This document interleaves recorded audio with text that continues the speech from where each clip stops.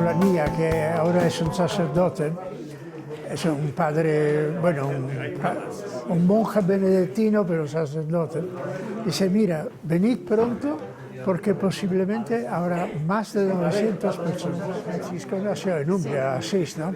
Entonces organizar un viaje en otoño a Umbria, que otoño en Umbria es la temporada más emblemática, porque es tierra. Para todo se ve muy Es que bien. estamos perdiendo el bien del intelecto. Es impresionante. Sentarse aquí. Es que además publicada en el anuario de la historia de la Iglesia de Luisa. Y ahora vamos a tener 3 conferencias en Cremades. 1, 2, siento por favor. Yo tengo que meterme aquí porque como soy medio sordo Solo la gente, y además desde me han aquí operado no se, de no se ve cadera, nada, ahora la gente. no puedo meterme aquí. Que Es un sitio más blando. sí, sí, eso. Yo puedo después de...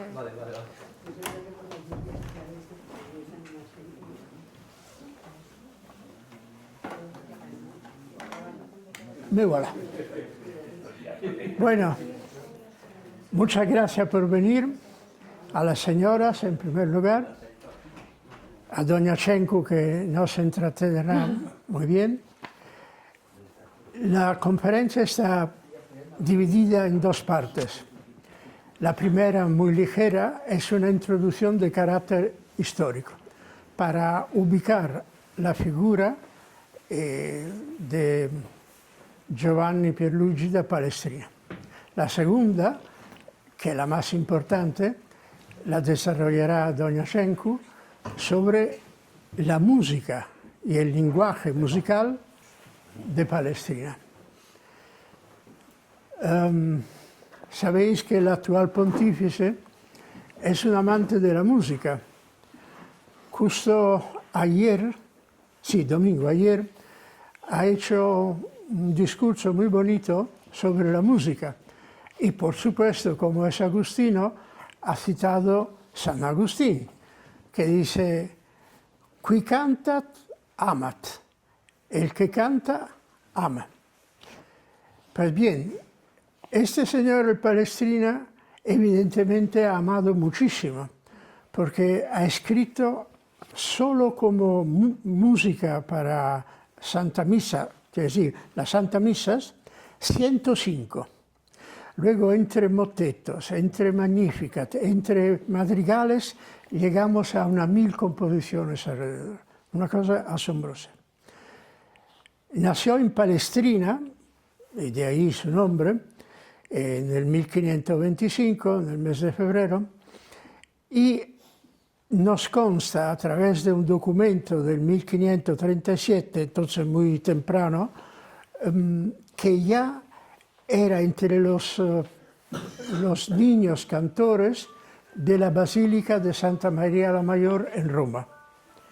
Pero, evidentemente, después de, de esta actividad en Roma, él volvió a Palestrina y con el encargo de organista de la Catedral de Palestrina.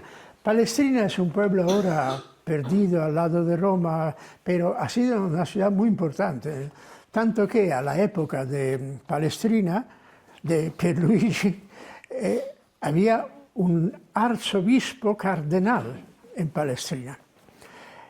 Y este arzobispo cardenal escuchó mucho Palestrina tocando el órgano y dijo, este es un genio.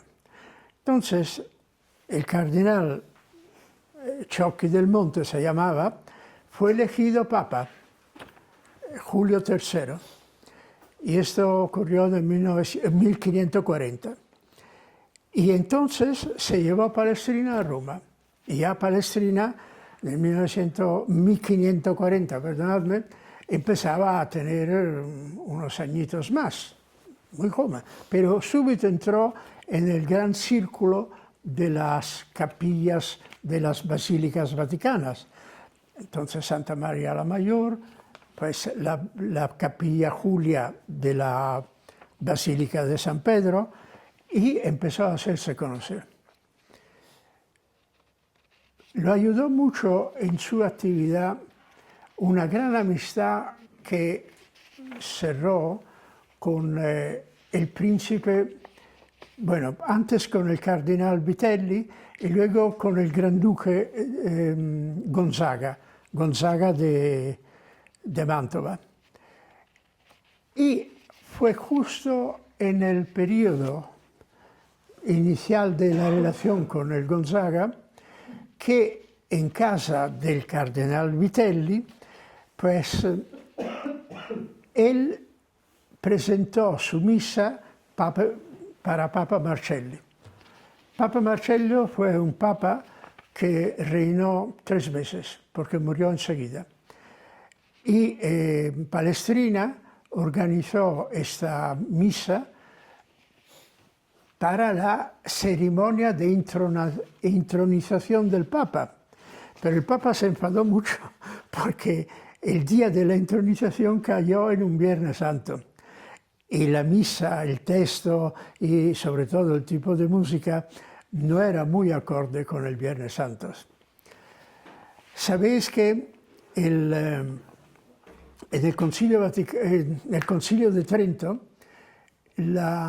hubo una cierta diatriba, no sin razón, entre los que sostenían que la música litúrgica en la Iglesia tenía que ser exclusivamente el canto gregoriano. Y otros que sostenían que no, puede ser una música polifónica, puede ser una música escrita actualmente. ¿Por qué esta diferencia? Porque efectivamente había música polifónica en la Iglesia, pero desafortunadamente pues se perdían las palabras la mayoría de las veces y la música exudaba bastante de los temas sagrados. Era más influenciada por la música de los madrigales provenzales. Bien, en casa del cardenal Ippolito Vitelli, pues invitaron su santidad Pío IV a escuchar esta música de Palestrina. Pío IV es importante porque fue el que acabó el Concilio de Trento y la acabó de una forma bastante contraria a las previsiones, quiere decir, con una constitución apostólica, un documento que es del máximo orden desde el punto de vista jurídico en el Vaticano, pero sin hacer referencia al acuerdo al cual habían llegado los padres conciliares. Dice, por mi autoridad, y se acabó. Y él, en esta reunión a casa del cardenal Hipólito, le gustó la música de Palestrina y dice, sí, esta puede estar en una Santa Misa, en una iglesia, es música litúrgica. Y de alguna forma la bendijo y le dio vía libre para entrar a todo título en la música sacra. Y, más aún, lo nombró a Palestrina maestro del recién creado seminario romano. Sabed que con el Concilio de Trento se empujó mucho la construcción de seminarios para la educación del clero. Y bueno, en Roma empezaron enseguida con uno y el maestro de música fue nombrado al Palestrina.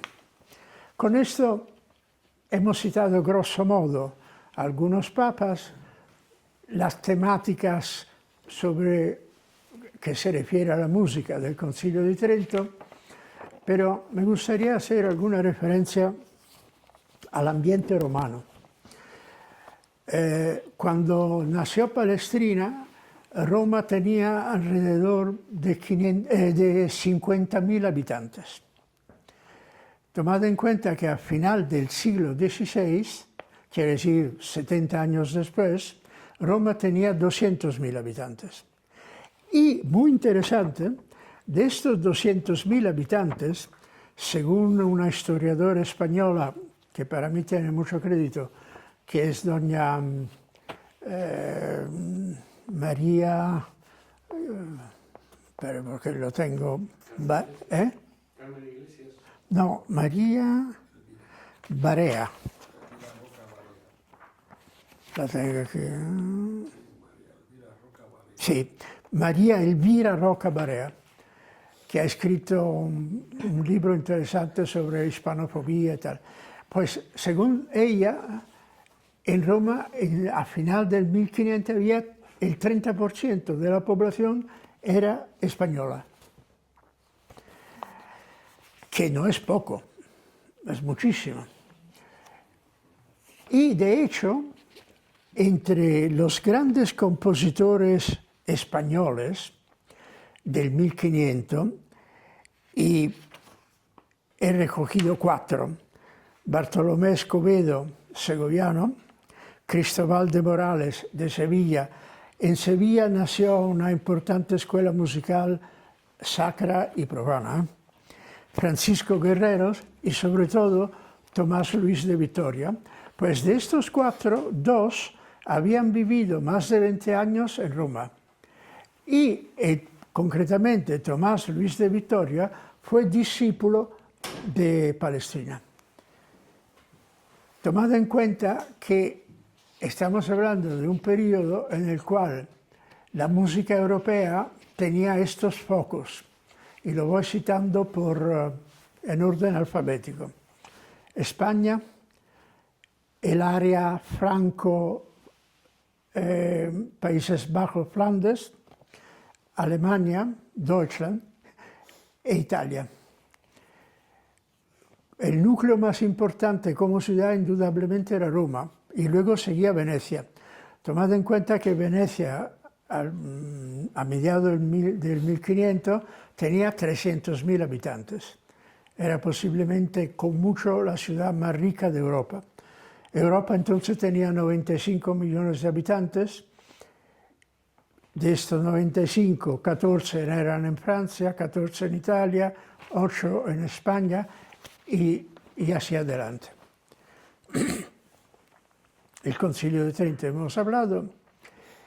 Tened presente también que en este periodo en Roma coincidieron una serie importante de grandísimos artistas, pero como comentábamos antes, eran los frutos de una situación cultural, espiritual, nacida en el finales del 1200, que a mediados, finales del 1500, ya estaba muriendo. Si usted mira, y estos artistas son, por ejemplo, Leonardo da Vinci, Bramante, Peruzzi, Michelangelo Buonarroti, Raffaello Sanzio, Sebastiano del Piombo, Giuliano Sangallo y su hermano Antonio de Sangallo, Andrea y Jacopo Sansovino, Giulio Romano, que Giulio Romano ha trabajado también mucho aquí en el Escorial. Pues, sobre todo, el Sangallo, el Sansovino, el Giulio Romano, pero más que nadie Giulio Romano, es la parte manierista final de los grandes, sobre todo Raffaello y Michelangelo, que hicieron lo que más escuela hicieron. ¿Qué quiero decir con esto? Que el testigo de la gran arte italiana, pues ahora pasaba a la música. De hecho, en este mismo periodo ha habido grandes autores, compositores en Italia, que son, por ejemplo, Animuccia, romano, que era el, no maestro, pero el que dio,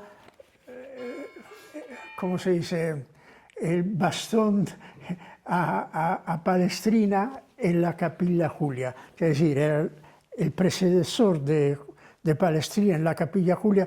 Tomad en cuenta que la Capilla Julia era el no va más, porque era la capilla de la Basílica de San Pedro.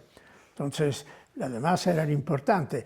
En el mismo Vaticano había también la Capilla Sistina, pero la Capilla Julia desde el punto de vista musical, con mucho era más importante.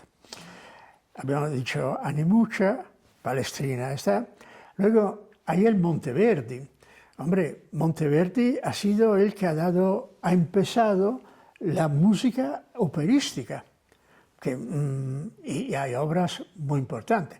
En Venecia, Monteverdi ya es del área veneciana. Siempre en el área veneciana hay el Gabrieli. Gabrieli es muy famoso sobre todo para los madrigales.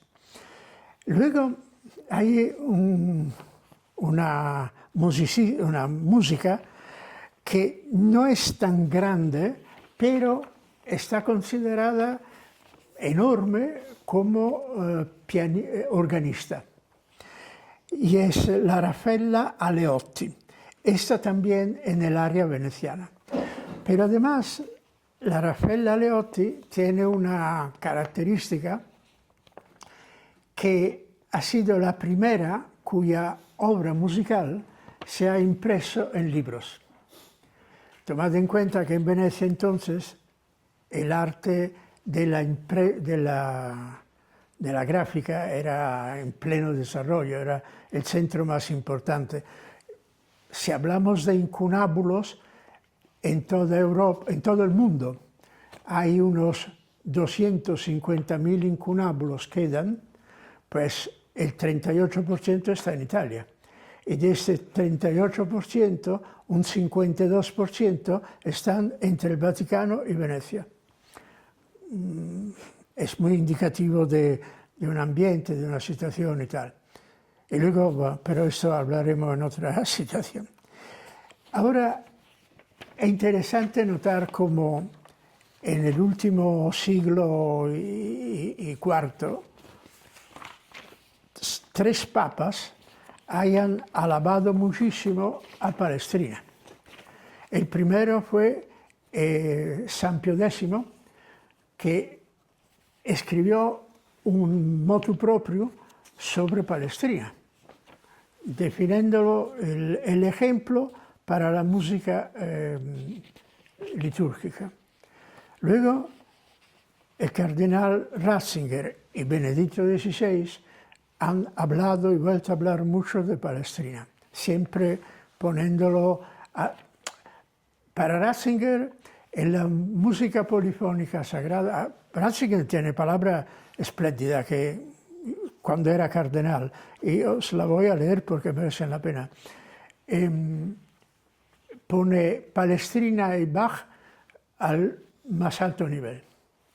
Y luego es sorprendente que en algo más de 6 meses de su reino, de su pontificado, su santidad León XIV haya hablado 2 veces de Palestrina. Una en el mes de junio, me parece el 13 de junio, y otra ayer. Vamos, eso, no un santo, no era santo, se casó 2 veces. Bueno, porque murió la primera mujer y tal. Y él se cuidó mucho en tener una vida muy tranquila, asegurada, y los 2 matrimonios fueron buenos matrimonios. Su santidad, bueno, el entonces cardenal Ratzinger decía en una entrevista muy famosa que se tituló en italiano Rapporto sobre la fede, que fue una entrevista que le hizo Vittorio Messori. Vittorio Messori es, bueno, tiene 2 años más que yo, somos muy buenos amigos, una persona encantadora, pero en la lengua no tiene ni un pelo, como se dice en italiano. Es el que lo dice todo clarísimo. Pues bien, el cardenal Ratzinger, que estaba muy en sintonía con Vittorio Messori, dice: muchos liturgistas han arrinconado el tesoro de la música sacra en nombre de la comprensibilidad para todos. Por lo tanto, ya no más música sacra, sino solo música para el uso. Tonadillas, melodías fáciles, cositas ordinarias. Cada vez más es evidente el pavoroso empobrecimiento que aparece allá donde se expulsa la belleza y todo se somete a lo útil. La experiencia nos ha demostrado cómo el replegarse a la única categoría de lo comprensible para todo no ha creado liturgia más comprensible, más abierta, sino más pobres. La Iglesia tiene el deber de ser la ciudad de la gloria, lugar a donde se recogen y se llevan a Dios las voces más profundas de la humanidad. Son palabras. Y luego, en otro brano, dice, en ningún otro ámbito cultural, siempre, esto ya es Benedicto XVI que habla, que es la misma persona, pero en momentos muy distintos de su vida, en ningún otro ámbito cultural hay una música de una grandeza análoga a la de la música surgida en el ámbito de la fe cristiana. Desde Palestrina a Bach, supera, gracias, con mucho el ámbito religioso, pero encuentra su manantial más profundo en el encuentro con Dios. Bueno, podría seguir citando, hay un famosísimo liturgista, estudioso de liturgia, el padre Righetti, cuya obra monumental, muy importante, ha sido perfectamente traducida en español. Aquí pongo la breve bibliografía si alguien está muy interesado en ver, que no creo, pero vamos, aquí está. Pero me gusta citar a su santidad León XIV, que dice: Giovanni Pierluigi da Palestrina fue en la historia de la Iglesia uno de los compositores que más contribuyó a la promoción de la música sacra. En el delicado y a la vez apasionante contexto de la Contrarreforma. Sus composiciones solemnes y austeras, inspiradas en el canto gregoriano, unen estrechamente la música a la liturgia, tanto dando a la oración una expresión más suave y favoreciendo la unanimidad, como enriqueciendo con mayor solemnidad los ritos sagrados. La polifonía misma es una forma musical cargada de significado que inspira al texto sagrado, al que se propone revestir de melodías adecuadas. Lo cita entre comillas porque hace referencia a la Constitución Sacrosanctum Concilium del Concilio Vaticano II. Realiza este objetivo confiando las palabras a varias voces, que la repiten cada una a su manera y de forma original, con movimientos melódicos y armónicos variados y complementarios. La misa Pape Marcelli, en su género, es un ejemplo por excelencia. Pues, doña Schenko.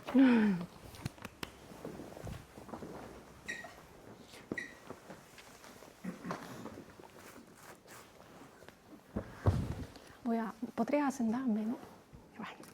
Vale, hoy vamos a hacer un viaje, ¿vale? Un viaje musical especial y vamos a recorrer la música cómo evolucionó desde el siglo IX hasta a la grandeza de Palestrina. ¿Por qué?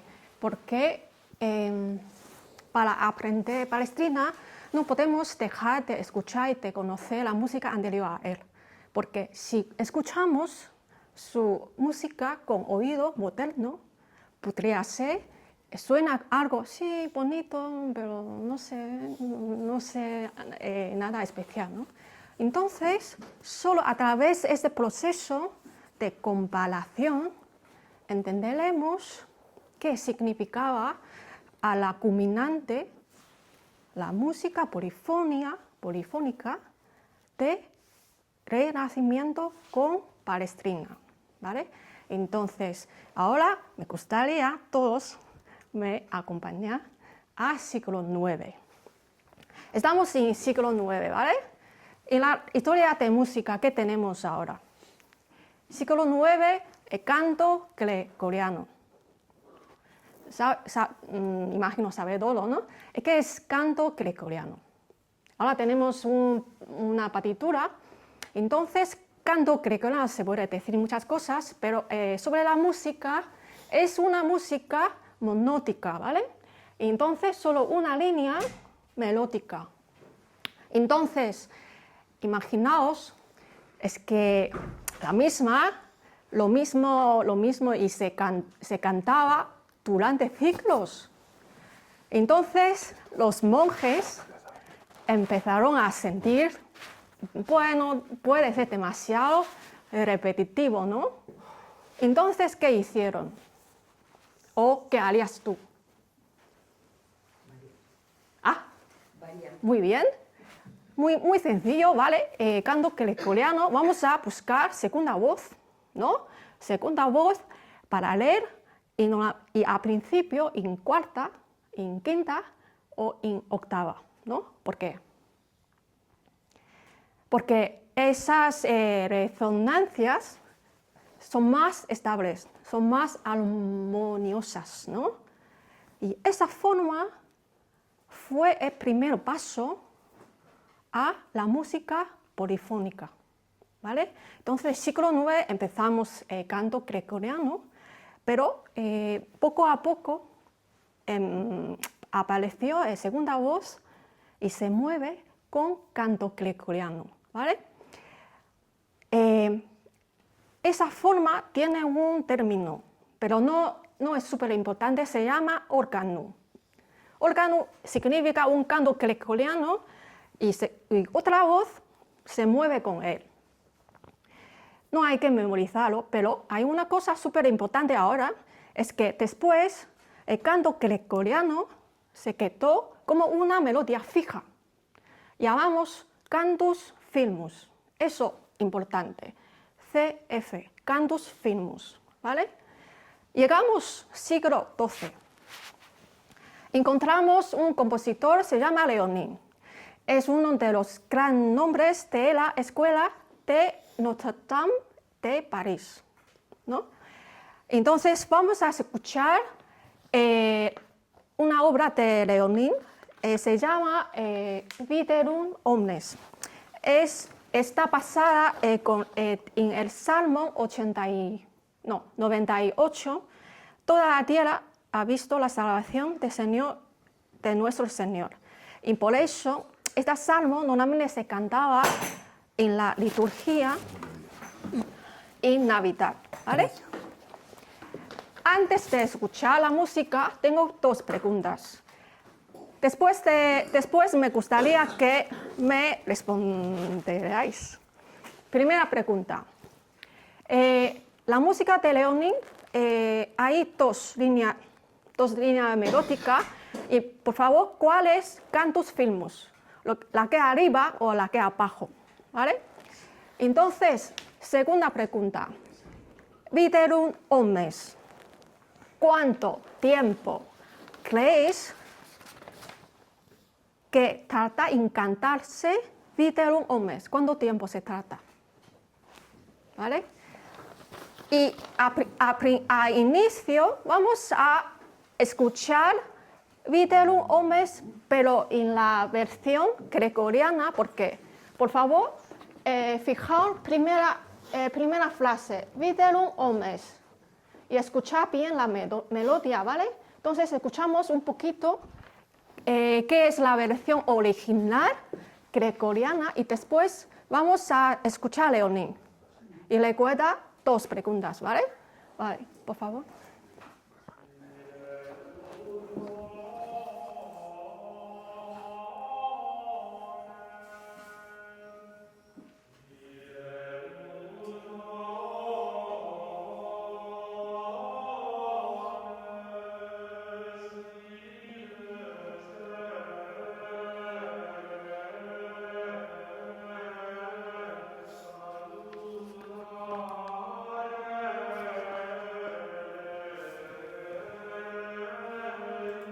Muy bien, suficiente. Y ponemos la Léonin.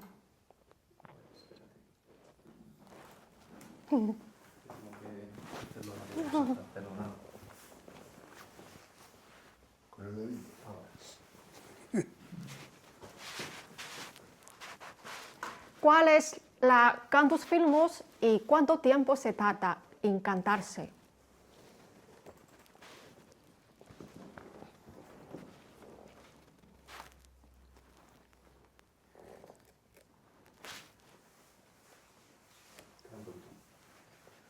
Sí, pero me gustaría hacer una pausa después. Vale, ahí, pausa.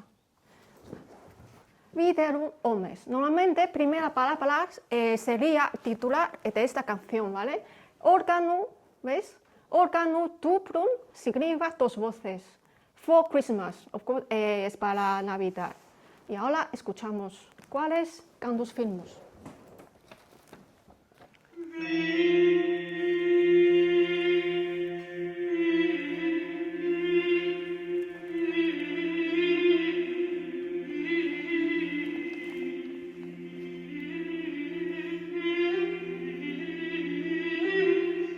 Todavía vi, solo vi, ¿eh? Ahora.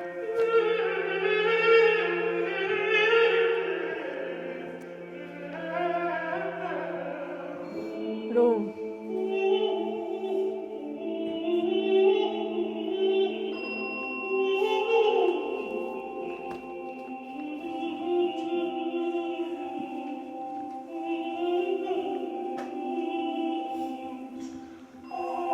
Om.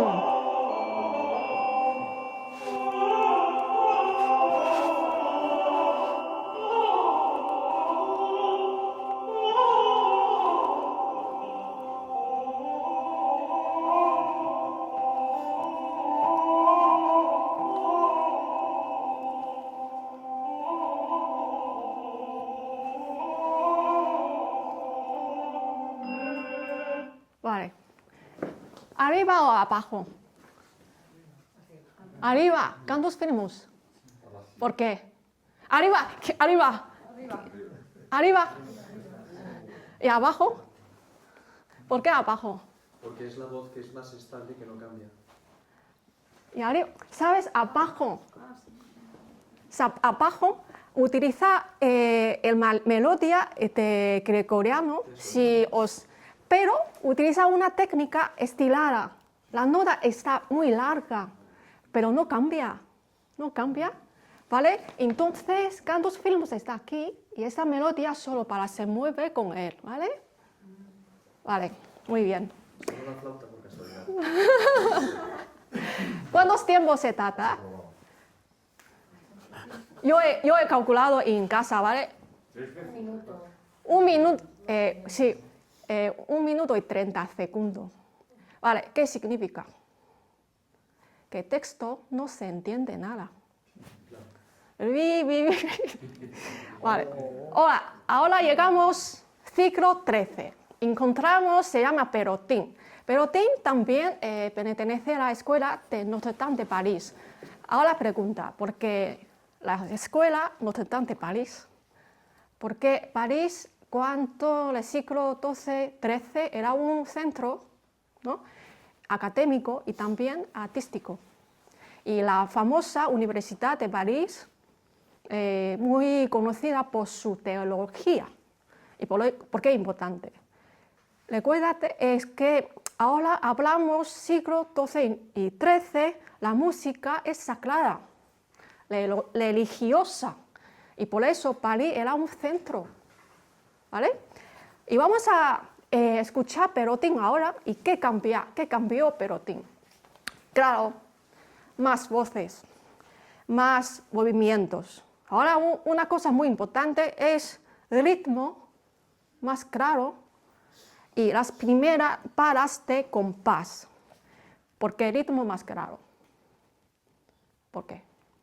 Porque más voces. Si tú quieres cantar juntos, por favor, el ritmo debería ser más claro, no solo ¿no? Y por eso vamos a escuchar ahora Perotin, ¿vale? Y importante, aquí empieza desarrollarse la notación mensural, ¿vale?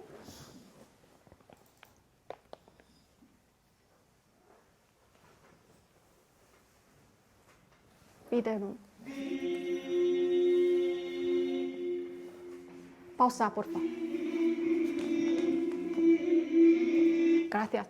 Ahora cantos firmes, ¿dónde? Tenor. Y tenor no significa como tenor ahora. No es como, no. Tenor y el esto que es duplum, triplum y... Entonces, tenor es como español tender. Y en latín, extenderse es mantiene. Entonces, tenor significa una voz mantiene. Entonces, importante. Y por eso, normalmente, compositores ponían cantos firmes a tenor, ¿vale? A base. Entonces, ahora, aquí, ¿vale? Vale, vamos a escuchar.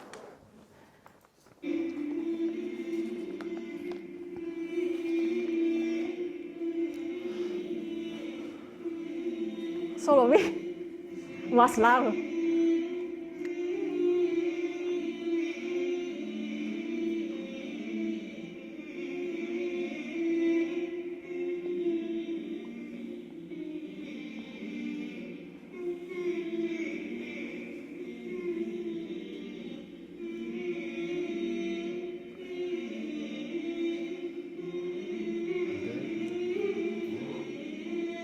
Oh, vale. Es súper largo, ¿vale? Entonces es pelotín, ¿vale? Y ahora llegamos ciclo 14. Se llama Ars Nova. Si traducimos es como arte nueva. ¿Y por qué nueva? Porque es algo antiguo, ¿no? Entonces, la escuela de Notre Dame es Ars antigua. Entonces, ciclo 14 tenemos Ars nueva, algo nueva. Entonces, que hay diferencia muy importante es Ars Nova se mueve poco a poco desde París hasta Italia. Segunda, muy importante es aparece la música secular. Antes solo religiosa, solo sagrada, ahora secular. Y el ritmo mucho más preciso.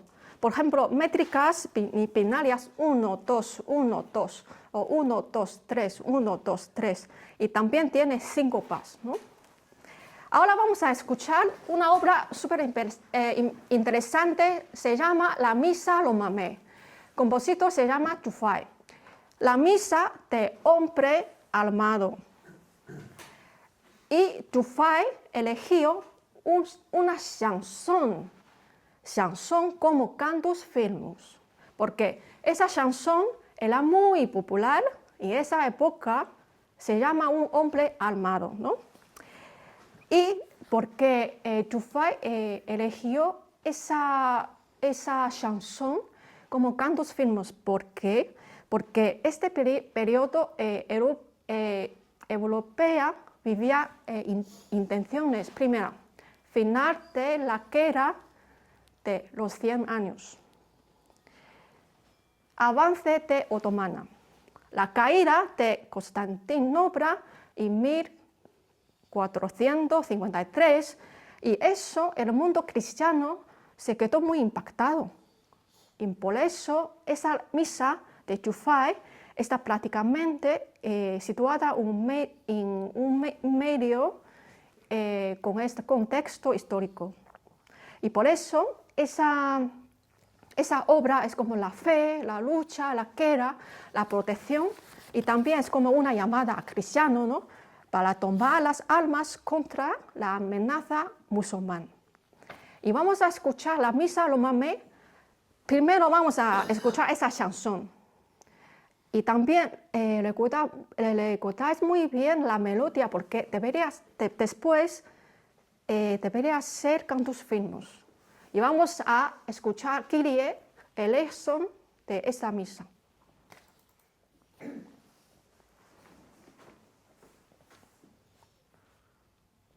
Misa Lomame. Bajito.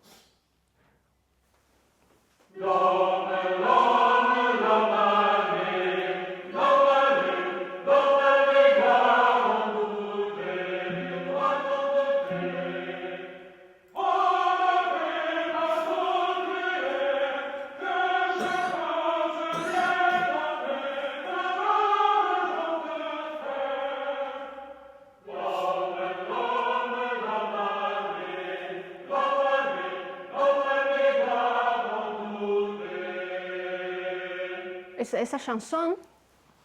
Y ahora vamos a entrar Kyrie. Pausa, por favor. ¿Habéis visto? Gracias. Ahí, aquí, cantus firmus, ¿no? Tam, tam, tam, tam, ti, tam, tam. Al menos tam, tam. Y después podemos ver tam, tam, ti, tam, tam. Otra vez, tenor, ¿no? En el sitio tenor. Y vamos a escuchar un poquito Kyrie. Y fijar el cantus firmus.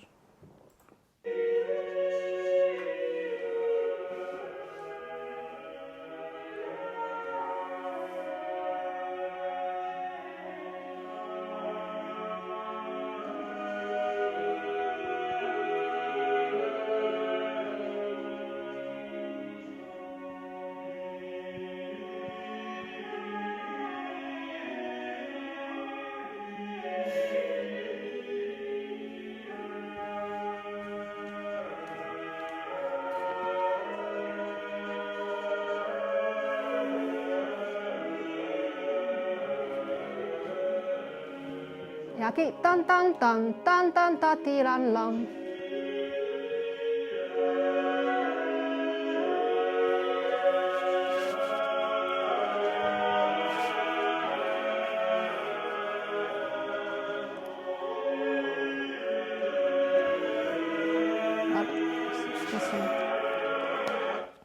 Vale, ahora llegamos muy rápido.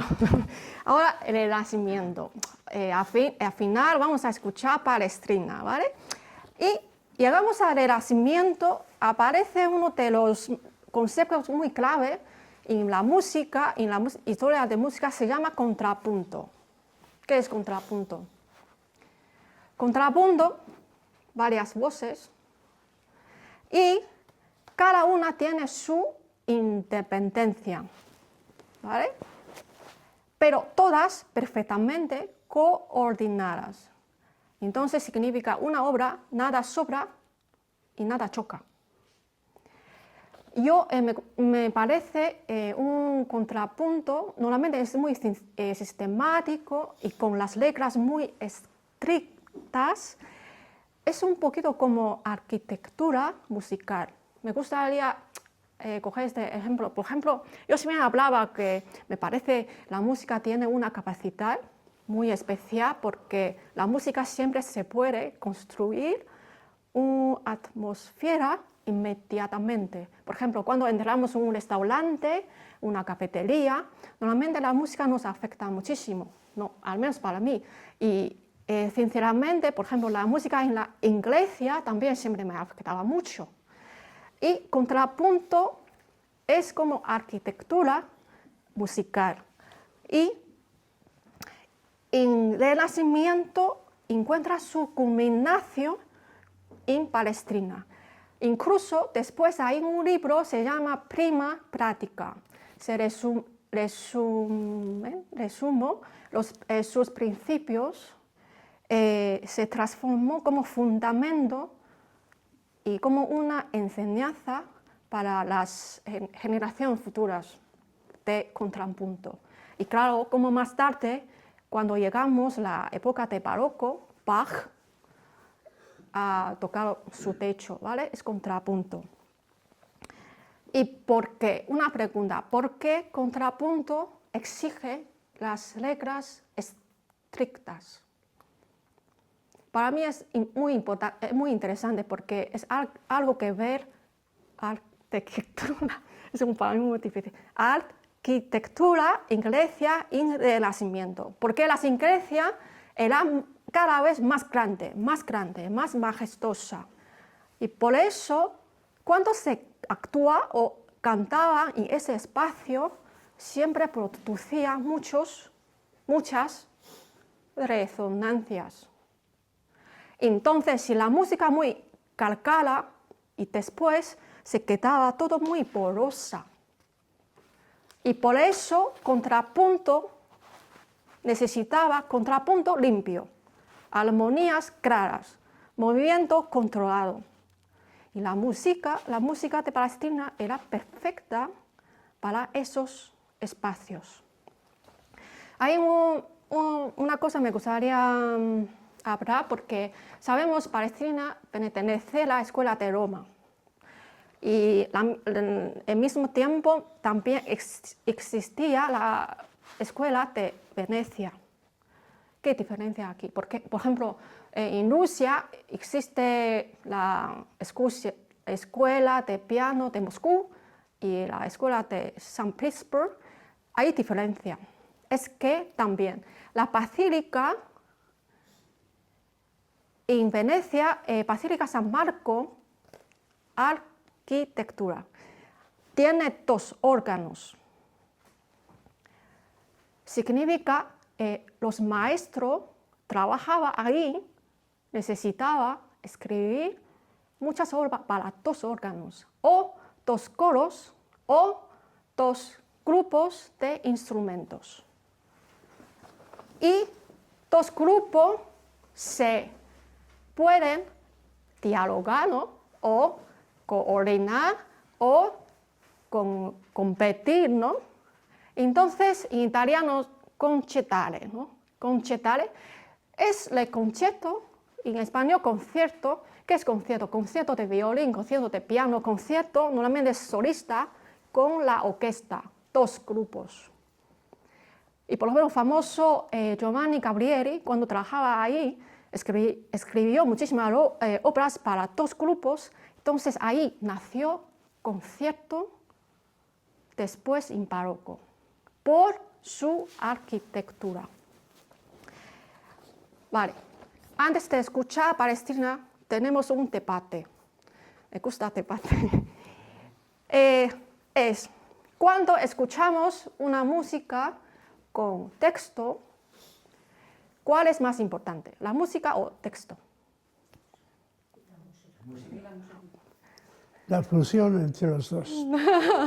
Cuando yo tenía 20 años, también la música, por favor, soy músico. Y además, muchas veces cuando escuchaba ópera, no me entendían el texto, pero me emocionaba siempre la música, ¿no? Pero después, cuando tenía 21 años, en la universidad, tuve una asignatura, se llama algo como Estética de la Música. Y la profesora era muy buena, utilizamos un libro también, Estética de la Música, de Hans Lick, y me daba cuenta que no es un tema sencillo, porque era un debate impresionante y siglo XIX. Y además, yo como pianista acompañante, antes acompañaba muchas vocalistas en las clases. Y normalmente los profesores siempre, tienes que vocalizar bien, ¿no? Y si la música es lo más importante, porque hay que vocalizar bien, ¿no? Pero, como Máximo también ha dicho, esa época en el Renacimiento era Concilio de Trento. Y Concilio de Trento quiere renovar muchas cosas. Cómo debía cantar en la liturgia, debía organizarse la liturgia y qué tipo de música era apropiada. Porque antes el texto no se entiende nada.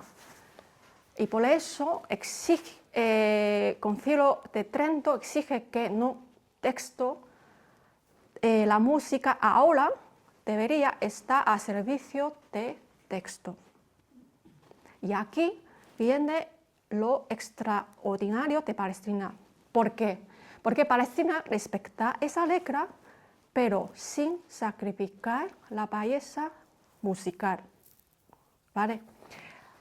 Y ahora vamos a escuchar Palestina, el misa del Papa Machero, pero credo, porque credo tiene muchísimas palabras, ¿no? Entonces, para probar si se entiende bien o no, credo es muy bueno. Antes de cantar, me gustaría mencionar unas cosas para después, mientras escuchando, por favor, fijaos esas cosas. Ahora voy a coger credo.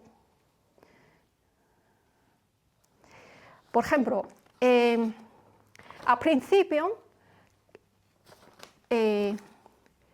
notas repetidas al inicio es para asegurarte todos se puede entender. Por ejemplo, Teu, siempre cuando Teu, Padre, Jesús y Te, es siempre la primera sílaba, se estira, se larga para marcar énfasis. Y al principio dice credo en un uno, y cuando cantamos Padre omnipotente, siempre la música arriba, Padre impotente. Y cuando se canta Teu de Teum, Lumine de Lumen de Lumine, esta parte es una claridad absoluta, muy bonita. Y cuando la música dice que descendí de cheris, la música literalmente desciende, desde arriba a abajo. Y para mí, y después encarnación, es una escena de la Navidad, suave, humilde y súper, súper, súper bonita. ¿Vale? Entonces ahora vamos a escuchar la misa de Palestrina. Credo.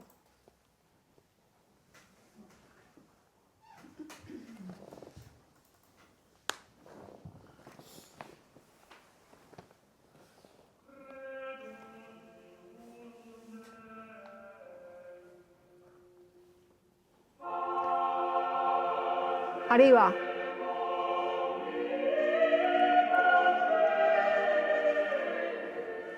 Repetida para muy clara.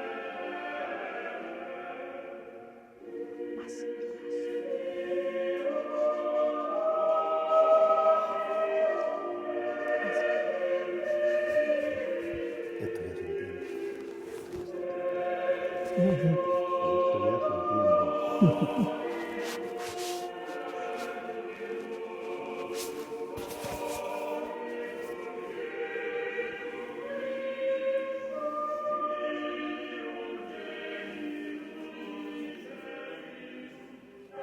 Padre, siempre arriba.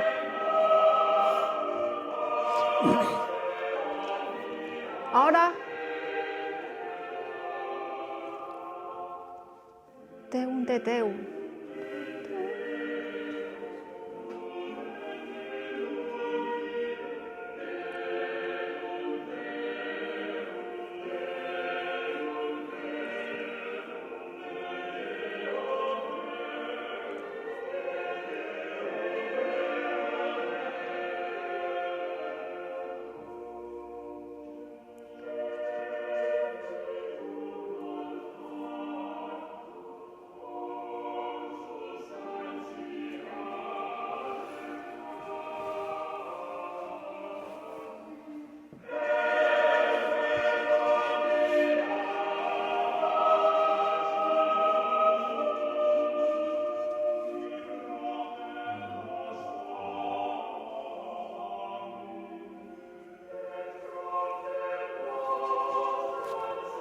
Ahora, desciende.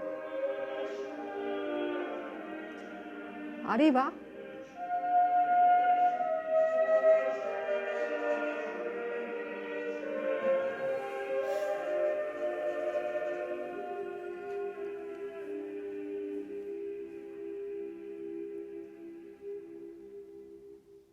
Encarnaciones.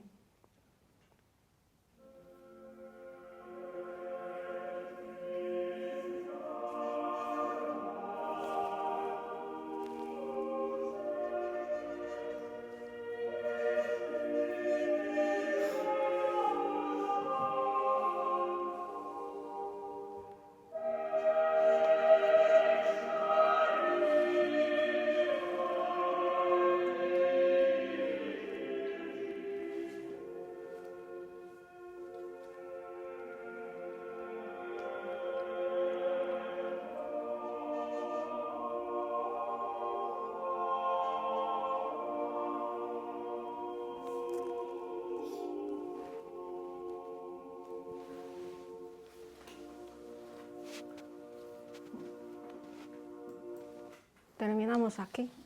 Y por eso la gente dice que Palestina tiene voces equilibradas, textura transparente como cristal, armonías claras como el amanecer. Y ahora creo que entendéis mejor, ¿no? Y yo quería decir es que la música de Palestrina no solo como música bonita, no, es como resultado de ciclos de evolución. Y eso es un fruto de una historia muy larga. Y me gustaría terminar con palabras de Juan Pablo II. Dijo, Palestrina fue alguien capaz de unir un talento artístico extraordinario con una fe profundamente sólida.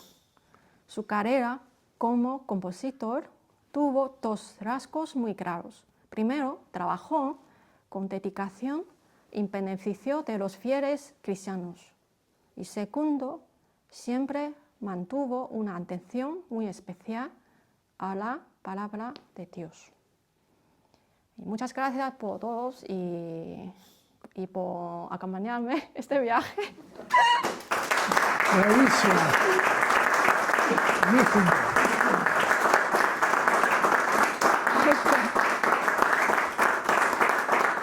¿Tu pregunta? Bravísimo.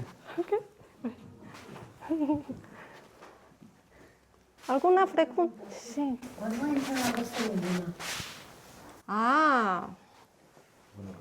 Creo que cuando la música todavía está religiosa, no. Cuando entraba al secular, sí. Además con instrumento. Entonces, yo creo que, aunque no estoy súper segura, pero por ejemplo, el siglo XIV empezaba la música secular, por ejemplo, Madrigal en Italia, ¿no? Chanson, ya la mujer, porque no está en la iglesia, la mujer también coge el instrumento y a cantar. Pero cuando femenina entra en iglesia, no sé. Claro, pero es que es curioso, porque con las voces de Palestrina hay voces de hombre que simulan mucho a las contraltos, a las sopranos. Son hombres.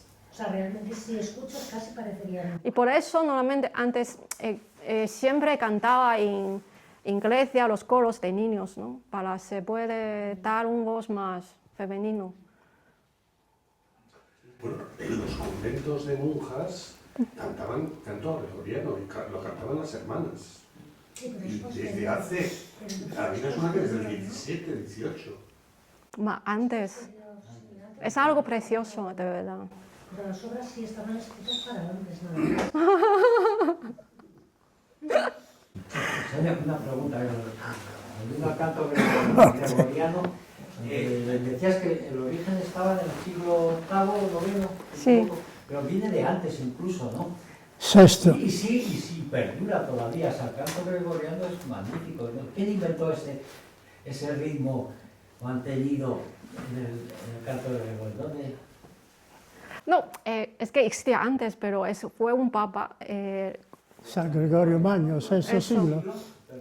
San Gregorio Magno. ¿En qué siglo? San Gregorio Magno murió en el 606 siglo y él hizo la primera recolección de cantos ambrosianos que luego fueron llamados gregorianos, porque eran de Milán, del ambiente de Sant'Ambrosio. Y agustiniano, fíjate, cuando decía antes que qui cantat amat, era de Sant'Agustín. Y Sant'Agustín, como sabéis, pues estuvo en Milán aprendiendo mucho de San Ambrosio. Le bautizó, creo que San Ambrosio. Se fue bautizado por San Ambrosio. Claro. Ya, pero yo lo pregunto, es el ritmo, es prácticamente ancestral, es el ritmo que también, si ves a... Se ajusta un poquito las palabras, ¿no? Las palabras, sí. Pero el ritmo no, es que es algo muy natural, sale muy natural. No especialmente solo para cantar las palabras. Es como en lugar de leer, vamos a cantar. El canto gregoriano ¿Iba acompañado de instrumento musical? No. ¿O Instrumento solo empezaba, sí, instrumento, claro,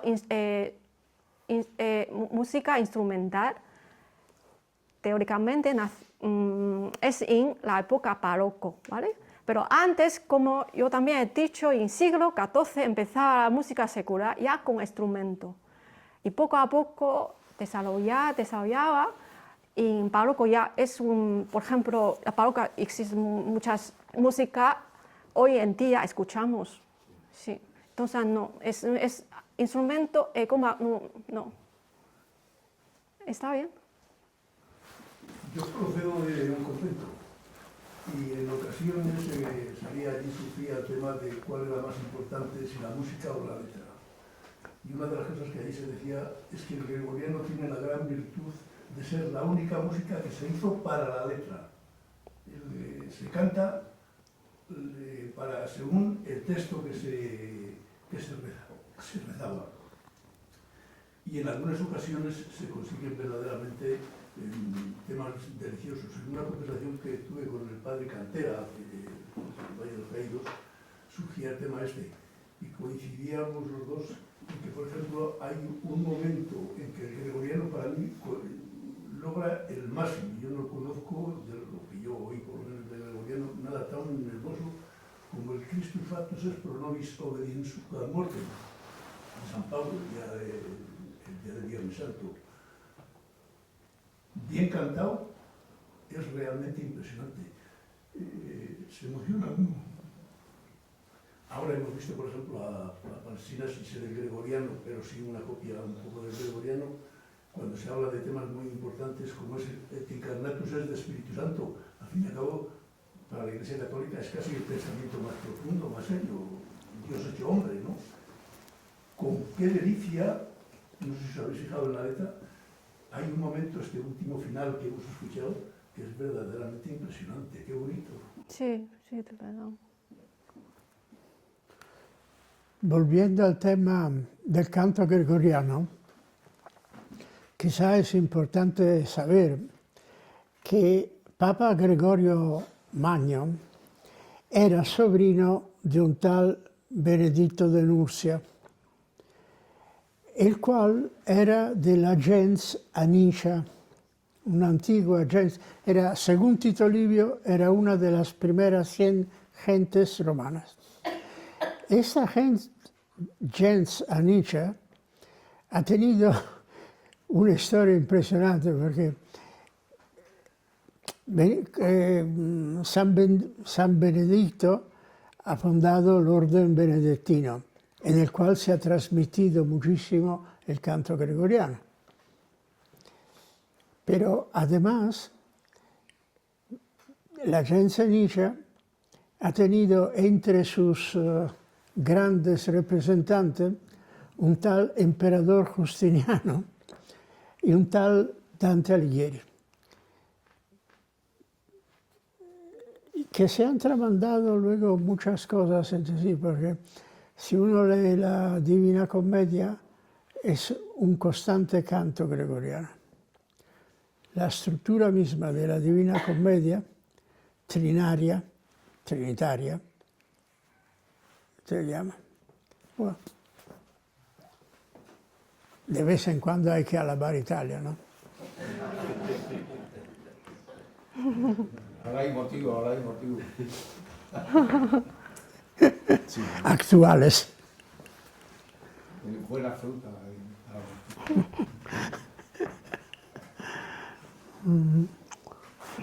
Y hay un Fantástico. tema importante que surgió también. ¿Creen ustedes que la Iglesia ha ganado algo suprimiendo el gregoriano y diciendo las ceremonias en la lengua de cada país, de cada zona? No. Yo personalmente, para mí creo que no se ha ganado absolutamente nada, al contrario. De hecho, es muy frecuente entre esa gente. Yo, Sí, a mí me gustan las dos cosas, el canto gregoriano me apasiona y después las lecturas y las oraciones de la liturgia, me gustan la lengua, porque si no, no me entero. Vamos, el que sepa latín me parece muy bien, pero los que no sabemos latín, pues puede ser un unicornio, ¿no? Bueno, en Suiza te las hacen hasta en 4 idiomas. En latín, todo el cuerpo principal, y después las lecturas de los evangelios y las preces y demás, pues en francés, en alemán, en italiano, etcétera, etcétera, etcétera.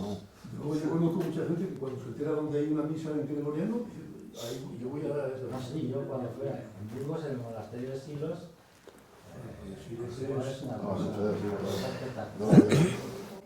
Ahí escuchar en sí el pronombre, sale uno de allí convertido, ¿no? Que además soy de Burgos y de un pueblo cerca de él. a favor del latín hay un tema que hay que tomar muy en consideración. Es una lengua muerta. ¿Qué quiere decir? Que una definición en latín no cambia, porque no hay evolución en el latín, en la lengua. Si uno da una definición en inglés, italiano, español, pues la manipulación del lenguaje está al orden del día. El latín no es manipulable. Y entonces, cuando la Iglesia Católica, sabéis que su idioma oficial es el latín, sobre todo en los textos dogmáticos, que no son muchos, pero vamos, lo hay, y luego en las constituciones de los papas, pues se utiliza el latín, el Código de Derecho Canónico. ¿Por qué? Porque no varía. Hay una garantía de interpretación literal, luego dejamos la interpretación, es decir, no se puede dar una manipulación del lenguaje muy fácil en el latín. En primer lugar, porque son pocos que lo conocen. Entonces, Es que el latín es una lengua tan precisa, que aclara los pensamientos casi de una forma definitiva y muy difícil. Algo es un quisum, yo soy el que soy, no el que existe. Quisum. además, tiene una gran ventaja el latín, que es un idioma muy sintético. Si vosotros tomáis el texto latín del Padre Nuestro y, por ejemplo, paso a un extremo opuesto, el texto latín en catalán, os daréis cuenta que el catalán es un 60% más largo. ¿Qué quiere decir? Que el catalán, el dialecto catalán, desde mi punto de vista, está en plena decadencia. ¿Por qué? Porque para expresar el mismo concepto no lo consigue con una sola palabra, necesita más. Y esto es la forma de decadencia barroca de los idiomas. Los idiomas, grosso modo, se pueden dividir en analítico y sintético. Un ejemplo del analítico es el alemán. El clásico ejemplo del sintético es el latín. Si vosotros leéis un texto, a mí me encanta César. César, pues es increíble lo que consigue decir en 5 o 6 palabras y que cualquier otra persona a traducir necesita el triple, el doble. Bueno, habla usted de César. El primer insulto, de alguna manera, muy delicado que tenemos para nosotros, lo tenemos en César, en las Galias. Galia es omnis divisa in partis tres, quam una incrum belgae, alian aquitani, tercian cui sorum linguae eius apperantur celta. La Galia está dividida en 3 partes, una habitan una incrum belgae, los belgas, alian aquitani, los aquitani, tercian cui sorum linguae eius apperantur celta. Unos señores que dicen que se llaman celtas, con su lengua se llaman celtas. Muy bien. Mi ejemplo. Permitidme recordar que el latín no es el primer idioma de la lengua de la Iglesia. Primero fue el arameo y después la koiné. Entonces, está muy bien lo que decís, pero no penséis que es que el latín es el idioma único, exclusivo y verdadero de la Iglesia. Que ningún evangelio fue escrito en latín. E incluso la traducción a San Jerónimo tiene bastantes fallicos. Entonces, latín sí, pero que recordemos que al final el Espíritu Santo tiene todos los idiomas. Bueno, la patrística está dividida en 2 partes. La oriental está en Es la lengua griego. fundacional, digamos, de la iglesia. ¿no? Lo que pasa es que- Jesús hablaba en arameo, en judío y también solamente hablaba latín, perdón, griego. El cristianismo, pues, claro, como tal, el cristianismo coincidió con los romanos, que era pues, lo que hoy son los Estados Unidos o China, no sé. Sí. A ver, pues, Lo que pasa es que el sustrato, mirando los evangelios, no el resto, Evangelio y Hechos de los Apóstoles. Bueno, el Nuevo Testamento en general empezó en arameo, grosso modo, se desarrolló en griego y fue traducido en latín, la Vulgata y tal. Pero ahora el idioma oficial de la Iglesia Católica es el latín. Ojo, porque hasta el 632, con la reforma del emperador Heraclio, el latín era el idioma de la pública administración también del Imperio Romano de Oriente. Y esto conllevaba una simpatía, digamos, entre la Iglesia y la burocracia imperial. Con Heraclio se rompió esto y las consecuencias fueron desastrosas, porque en el siglo VIII, IX, sobre todo IX, primerísimo del X, la curia romana no era capaz de traducir los textos griegos. Y ahí, de traducirlo bien, quiero decir, y ahí sobre este tema se basó Fozio para romper la unidad con Roma. ¿Se basó? Fozio era el primate de Constantinopla que se separó de Roma. Porque no se entendían, digamos. No, él manipuló un escrito del Papa dirigido a él y lo presentó de una forma que no era compatible con el texto, pero pro domo sua, per su interés. Fozio era un elemento de mucho cuidado. ¿Cómo se escribe? Foxio. Bueno, en griego no lo sé, no sé cómo sea, pero vamos. El nombramiento del patriarca latino en Antioquía. Eso ¿Cómo? también, el nombramiento de un patriarca latino en Antioquía, en sustitución del ortodoxo. Eso también influyó bastante en la ruptura. No lo sé. Se nombró posteriormente también patriarca latino en Jerusalén. O sea, al principio había muy buen entendimiento entre ortodoxos y católicos, pero 2 o 3 hechos que empezaron a sembrar una mala semilla hasta llegar a la ruptura total.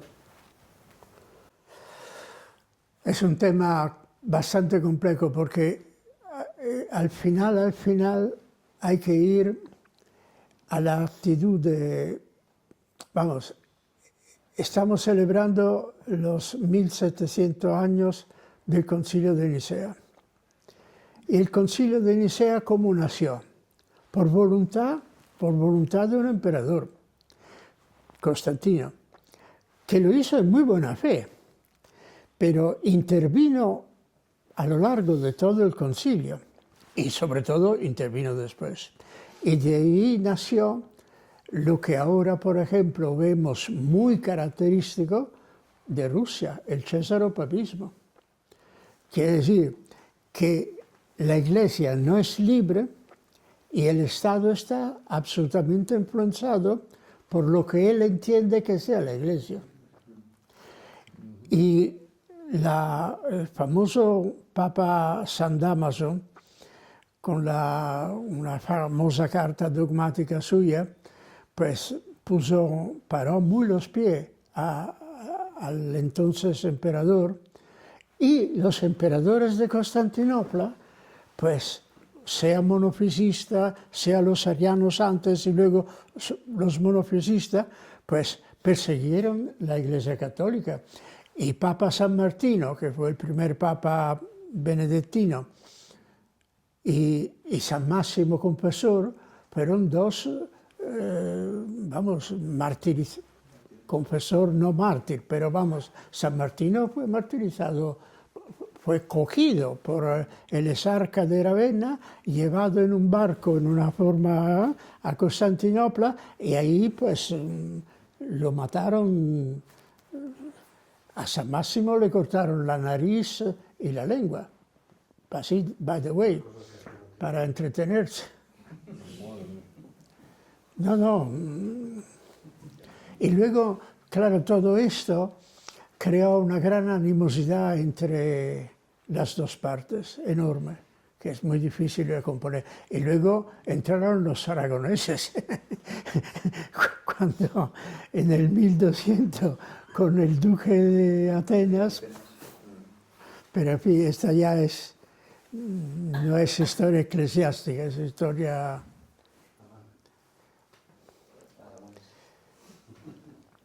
Pero el césaropapismo te lleva a esto. Y ojo, porque los musulmanes odian al Concilio de Nicea, sobre todo por dos razones. Por la declaración dogmática de Nicea de que Cristo era Dios, y entonces ellos siguen diciendo que sois politeístas porque adoráis tres dioses, y no han entendido nunca. Bueno, son muy cortos, ¿eh? Y luego, por el tema de la política, porque realmente lo que es el Islam es un césaropapismo en todo caso. Y entonces, que Occidente sea laico en el buen sentido de la palabra, el musulmán no lo entiende. ¿Por qué no lo entiende? Porque no conoce, bueno, hablar a un musulmán, perdonadme, de antropología, es hablarle, es que no puede entenderla. Entonces la libertad, el musulmán no lo entiende. Hay ese discurso espléndido, magnífico, de su santidad Benedicto XVI, en el septiembre del 2006, en Regensburg, que a los niños de 12, 14 años tendrían que sabérselo de memoria, porque la religión cristiana es la religión de la verdad y de la razón. Y los musulmanes, ni verdad ni razón, la voluntad, solo la voluntad, el imperium. Bueno, eso con la música, no tiene nada que ver con la música. Bueno. Pero vamos. Pero vamos a hablar un poquito de la música, porque hablamos de un debate, ¿no? La música es más importante o el texto. Solo para compartir, claro, la música afecta a personas. Un libro he leído hace 20 años, no sé, y este libro dijo que todavía el científico no sabía en qué camino afecta a personas. Entonces, la música tiene una capacidad y todavía me parece oído del humano es algo muy interesante. Por ejemplo, en chino, en kanji, la palabra santidad o santo significa una persona que escucha. Y Adán y Eva, al principio, solo escuchar. Dios habla y escucha. No es ver, no, es escucha. Y también hemos hablado con Antonio que cuando una persona después del fallecimiento, todavía se oye. Y el oído solo se va después de 8 horas. Entonces, es como hay que hablar, hay que dejar escuchar música bonita y lo que le gusta. Entonces, por ejemplo, también me recuerdo como en casa de Marisa siempre le pone música, ¿no? Es como ritual. Entonces, también, por ejemplo, cuando yo trabajaba como profesora de filosofía de vida, tenía grupos, ¿no? Cada grupo cerca de 50 alumnos y normalmente yo llegaba antes. Y cuando yo llegaba antes, siempre ponía la música. Es una manera de decir a alumnos que ya es otro mundo, es nuestra hora y pronto empezamos la clase. Entonces, es que cuando alumno entra, aunque no sabía nada, pero de una manera discreta, afecta a ellos y funcionó muy, muy bien. Entonces, hay que escuchar la música buena, de verdad. La música tiene energía, también existe la música diabólica, ¿no? Sí, es muy interesante. Chenko, una pregunta. En el arte, a partir de la pintura, a partir del final del siglo XIV, empezó a utilizarse el claroscuro.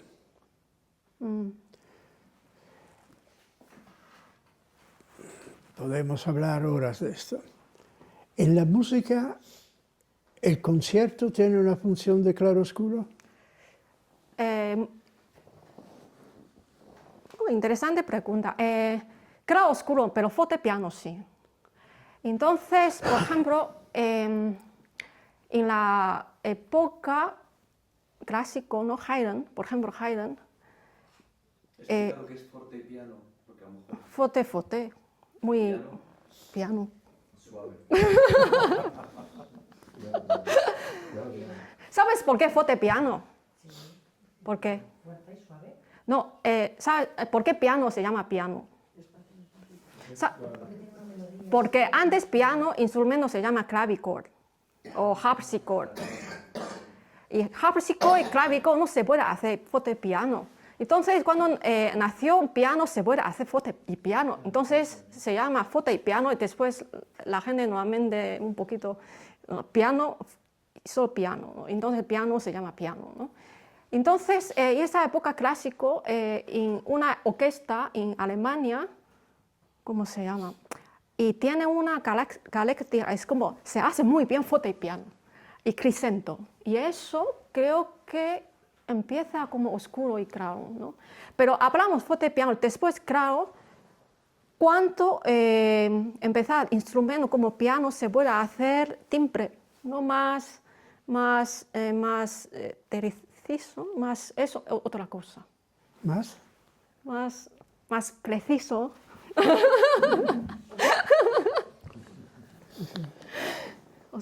Pero sí, oscura y claro, normalmente es solo cuando el profesor si intentaba explicar algo, ahí puede ser muy oscuro, utilizamos palabras como así. Pero sí. Porque puede ser que esté completamente equivocado, pero desde mi punto de vista hay una enorme diferencia entre la música occidental y la música china. Y esta enorme diferencia tiene desde mi punto de vista una raíz filosófica Sí. y una raíz técnica. La filosófica es ¿qué son estas cosas? Es la visión del mundo en dos dimensiones. Y la técnica, la razón técnica es la falta del claroscuro. Siempre me ha chocado una expresión de Mao Zedong, que cuando habla de la música occidental, hablaba de una marcha militar. El librito rojo de Mao Zedong lo dice muy claramente. Y esto para mí evidencia la falta del tercer plano, de la dimensión de la persona. Este es el tema del discurso de la conferencia en el Ateneo. Sí, señor.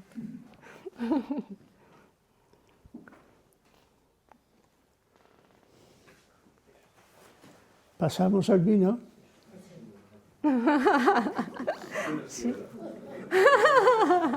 Ahí puedo. No hay problema. Brava, brava. Gracias.